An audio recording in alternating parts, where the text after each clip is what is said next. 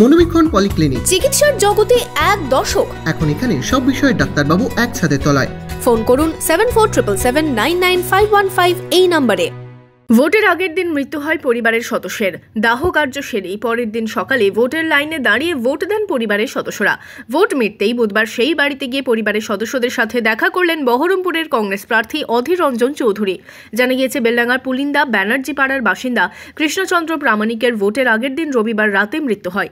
সোমবার সকালে শোকস্তব্ধ পরিবারের সদস্যরা তার দাহ কার্য করে ভোটের লাইনে দাঁড়িয়ে ভোট দেন। এই খবর পাওয়ার পরই এদিন পুলিন্দা এলাকায় কৃষ্ণচন্দ্র প্রামাণিকের বাড়িতে যান অধীর রঞ্জন চৌধুরী। কথা বলেন পরিবারের সদস্যদের সাথে।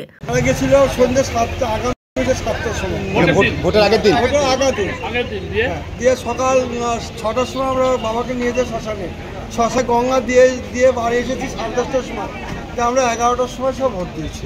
মানে এই যে একটা শোকের মধ্যে, তার মানে কি করে মনে হলো, কেন মনে হলো যে ভোট দিতে হবে? আমরা ওকে ভালোবাসার ক্ষেত্রে গিয়েছি। কাকে ভালো? আমরা কংগ্রেসকে ভালোবাসি।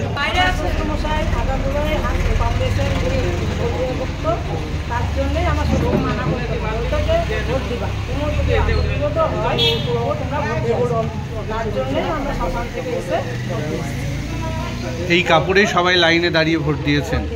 এদিন অধীর চৌধুরী জানান, অনেক বড় পরিবার, যেখানে ভোটার সংখ্যা প্রায় 70 জন। শোকাহত পরিবার আবেগকে সামলে ভোটে জেতাতে ভোটে অংশ নিয়েছেন। তাই খবর পেয়েই আমি এসেছি। এখানে একজন পরিবার, মানে একটা জয়েন্ট ফ্যামিলি, অনেক বড় পরিবার। ভোটার হবে প্রায় 70 জন মতন ভোটার একটা পরিবারের।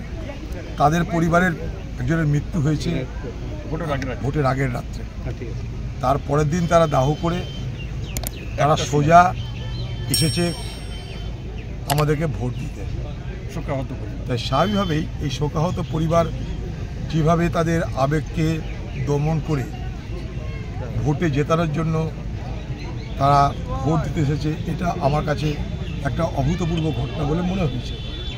তাই যখন খবরটা পেলাম, এখানে আমাদের নেতৃত্বের কাছে এখানে আইনাল ভাই আছে, কাফি ভাই আছে, এখানে আরও যারা আমাদের যুব নেতারা আছে, তাদের কাছে যখন খবরটা পেলাম তখন আমার মনে হলো একবার দেখা করি, আর কিছুই না, দেখা করতে এসেছি। উল্লেখ্য, গত 2019 সালের লোকসভা ভোটেও বহরমপুরে নিজের ছেলের লাশ মর্গে রেখে অধীর চৌধুরীকে ভোট দিতে গিয়েছিলেন রেণুকা মাড্ডি।